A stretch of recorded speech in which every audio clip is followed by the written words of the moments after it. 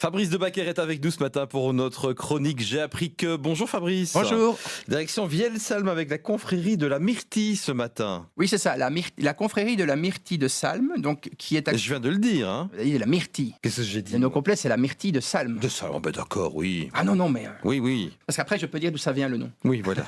Allez-y, expliquez-nous, dites-nous tout. Donc le Viel-Salm, c'est une commune qui est située à l'extrême nord-est de la province du Luxembourg et qui tire son nom d'une rivière, la Salm. Alors là, il y a deux options. Soit ça signifie brouillé, soit ça signifie saumon. C'est pas pareil. Hein. Non, c'est pas vrai. Ou alors le saumon est brouillé.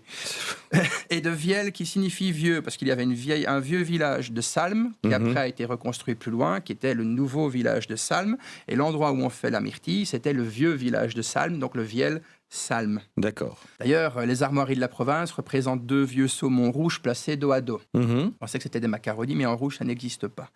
Donc, à l'heure de la malbouffe, on a de la chance. Cette confrérie, qui existe quand même déjà depuis presque 20 ans, défend les qualités et l'originalité des produits issus de notre terroir luxembourgeois. Et à Viel-Salm, c'est la myrtille, avec laquelle on fait des confitures et surtout de l'élixir de myrtille et du pâté de chevreuil. J'en étais sûr qu'on allait tomber dessus. On va encore se faire engueuler. Mais le pâté de chevreuil, disiez-vous. Oui, le pâté de chevreuil, alors ça a l'air délicieux, mais il ne donne pas la recette. Ça va pas nous aider, ça. Non, j'espère qu'ils vont faire l'effort de promouvoir un peu plus le produit, parce que ça donne faim quand on voit les photos. Quant à l'élixir de myrtille, lui, il est produit à partir de macération de myrtille. Non. Ah si, c'est étonnant. C'est dingue, ça. Ah oui, attention, parce que de nos jours, à l'heure de la malbouffe, dans le hamburger, il n'y a plus de viande. Hein. C'est vrai que c'est pas faux. Donc on a quand même de la chance d'avoir de la myrtille dans l'élixir de myrtille. Récolté par les membres de la confrérie. D'ailleurs, le grand maître, il a un peigne à myrtille, c'est une espèce de pelle comme pour le houblon, mais avec des brins plus serrés. Donc leur logo, il est facile à retenir, puisqu'on a deux saumons rouges adossés entourés de myrtilles. Ça aussi, c'est une idée de plat d'ailleurs, des saumons myrtilles. Ça doit être bon, tiens, c'est vrai. Réfléchir à ça. Je vais parler à madame, tiens. Et elle cuisine mieux que moi.